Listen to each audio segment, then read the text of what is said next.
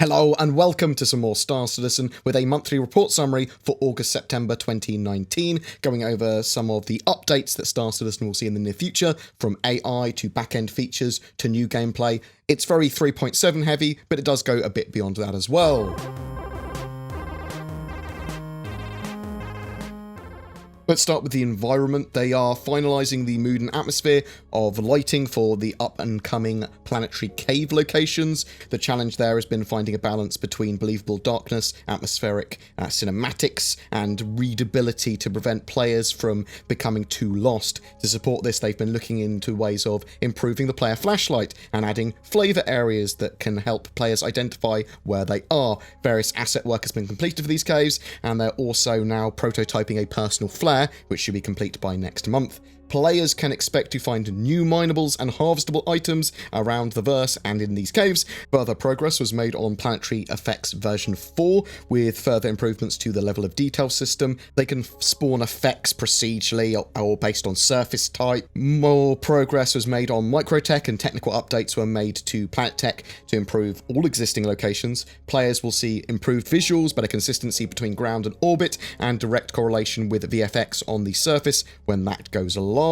New Babbage is making great progress on its grey box phase. New modular space station interiors have been generated and tested to ensure everything is working as intended for their upcoming release. A system was also added to enable special particles that have custom level of details embedded into them. This allows them to then change the look of an effect drastically based on range. A dusty storm, for example, may be thick enough to see some directional sunlight shading when viewed from afar, but close up it will just look like thick fog with no shading. They're also iterating on a tool that allows them to quickly generate multiple buildings defined by a rule set, so we'll see lots more points of interest in locations and building sets in the future. Let's talk about AI. Character AI is working on new iterations of combat behaviors with better structural organization of different tactics characters can evaluate during combat, making the overall combat experience more stable and interesting. NPCs have proper tactics for handling open spaces and have a better selection of cover options when fighting in locations with multiple floors and lots of different types of cover, whether it be small or large. NPCs can use different weapon and fire modes to best suit their current situations now. These choices are affected by the AI's experience level, so scared or inexperienced soldiers might shoot a lot, but that was going to be with reduced accuracy, and they're not going to be sort of like conserving bullets, whereas a more trained soldier will use cover better, might not panic, and will do like bursts of fire and try and sort of like work with their other teammates around that area to sort of like hold down an area or push it. Ship AI had behavioral and technical improvements allowing for more behavior parameters to be added and tweaked. The first version of Defend a Target behavior is working now, and it makes use of the new target selection functionalities that they've been working on. Devs can now customize threat scores to enable the AI to select the most appropriate target. It's influenced by several other factors, though, beyond threat score. So the number of enemies targeting a specific entity or damage inflicted is also considered. The goal of this is to provide a more realistic flight experience and allows players to witness more meaningful decisions during a firefight, as well as seeing AI act in a sensible, believable manner, and actually providing a challenge to players. Ship 3D Pathfinding saw work towards implementation as well. The new approach has two basic control modes: position and velocity. Positional control means that spaceships want to reach a specific location, so a path will be generated incrementally as it moves through space. Velocity control means that a ship is going to maneuver related to a specific target or location. Both approaches make use of physical data stored in signed distance fields, or basically distance-based information. They are tackling the problem of NPCs navigating across multiple meshes as well. The off-mesh link manager has been improved to accept connection of different navigation meshes, and the movement system can now handle different paths and follow multiple path types. This functionality is fundamental to the procedural generation of stations and points of interest and buildings and that sort of stuff, so that multiple navigation meshes can sort of like collide. This is going to allow for reinforcements to drop from a ship to a station and that sort of stuff. So AI calling in reinforcements, AI being able to come from space to air to ground and participate from FPS to ship battles, sort of like on the fly, seamlessly. They've been more generally improving and touching up in-game animations for characters as well. Bartender NPCs made progress and they're planning to shoot more mocap to add to that experience as well. That's a lot of mocap for bartenders. Hopefully that'll be pretty cool, and social AI are important. NPC archetypes and voice lands have been updated. Banu cuisine and some of the potential fighting styles have been discussed for the Banu. The Bounty Hunter NPC has progressed to the high poly stage as well, so this is like armor and stuff for this. The initial material library rollout is complete, and this is going to allow for much more blending and customization of various materials that will appear across the game in pretty much all situations. Facial expressions and detailed face scans are being improved for the character pipeline, and this is also going to help expand the DNA pool of characters that can be created by both players and for in-game as NPCs. There's several improvements to the Comlink UI for Alpha 3.7 as well, improving its general reliability and user experience. They continued work on multi-channel comms for VoIP and FOIP, and they've done a second iteration, or at least worked on the second iteration of the character customizer. The new version brings a straightforward look to the UI and will improve the overall user experience when creating a character. With general gameplay, there's a lot of new gameplay being worked on for Q3 2019 and beyond that is yet to be unveiled. On the economy side of things, they spent time integrating and distributing new materials into various shops throughout the verse. They also continued work on improving the economic makeup of ships and are looking to make a holistic pass, updating mission payouts and trade routes.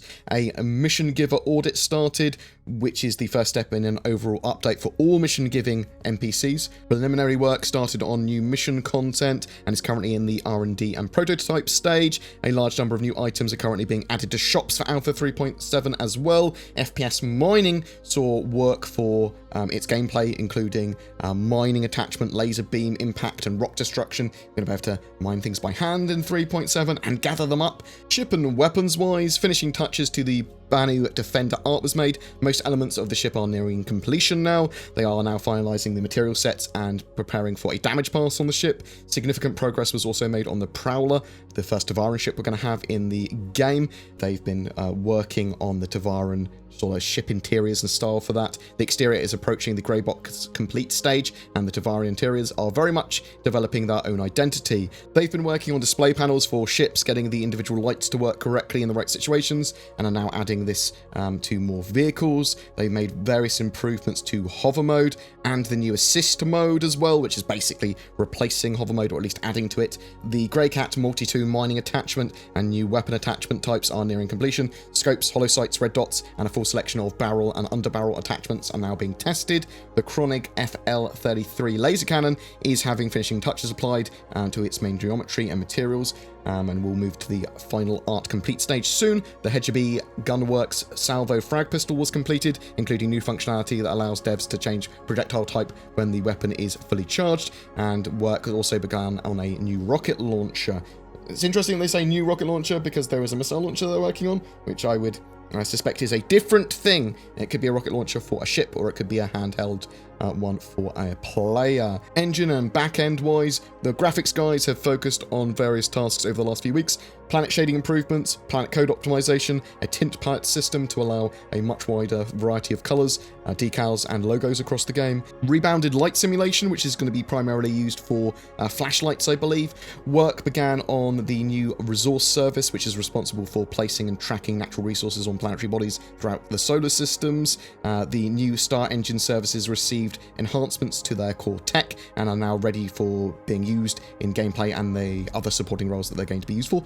Game servers are now using a generalized transaction service to handle shop purchases, insurance, and other related exchanges. They are also working on a physics proxy refactor, which, when complete, will result in improved performance throughout the persistent universe. There were several fixes to ensure aiming and shooting syncs correctly between the client and server, so better prediction for fire and that sort of stuff. It's always good when you are shooting at someone and they actually take their hits. Turbulent began development of a new framework to build event-sourced microservices. This will support the development of an entirely new set of game services and will provide inventory and progress, persistence, cut to the development times of upcoming services, and increase reliability across the game's social services. CIG are preparing for Citizencon currently, and there is going to be a lot of cool stuff shown off there. There's a lot of stuff they're not sharing with us at the moment because of Citizencon, and as we get closer, we shall no doubt discover a little bit more about what's planned going on there. I'm sure I'll do another video talking about rumours and that sort of stuff. And that's it for the Persistent Universe monthly report for Star Citizen this time. Do you have any questions about anything we talked about? Are you looking forward to FPS mining and caves coming in 3.7? What do you think we'll see at Citizencon? Do you think we'll see a straight-to-flyable ship or vehicle in 3.7 as well? Whatever your thoughts or feedback, I'd love to hear from you in the comments below. Every month we have a ship giveaway. For September 2019, it's for an Anvil Carrack, the mighty exploration ship. It is being donated by the organisation Ultra. They are a chaotic, neutral, multi-role org where they encourage their members to focus on their speciality and find their speciality, and they provide them the freedom to play however they want. In Ultra, you're not just another drone, you become part of a family is the idea. Links below to check them out. They are recruiting. To be in for a chance of winning that ship, just comment on any of my videos made during September though. A random comment will be chosen as the winner. More details below. I am also shilling for NordVPN and Shadow gaming PCs, so use the code BoredGamer for discounts there. NordVPN, in a world of censorship and privacy issues, VPNs allow you to browse the net and play games in more safety. NordVPN has many benefits over free VPNs, and that's why I shill for it. Some of you also might be interested in Shadow cloud gaming stuff. This allows you an alternative to sort of like buying and maintaining your own gaming PC. You can stream a custom Windows 10 environment to devices like your phone, a laptop, or a crappier, lesser PC, and bam, it's fantastically powerful, and it's maintained and hardware is regularly updated for you. It's a fantastic service, Shadow. Cloud gaming certainly has quite a big future ahead of it. If you'd like to further support my channel, please consider subscribing, sharing this video, ringing the YouTube bell so you get notifications when a video goes live. This is a channel that is funded by the community via donations, Patreon members, YouTube members, and anyone else that wants to get involved with comments and helping. Thank you to everyone that goes the extra mile. Take care, and I will see you in the verse.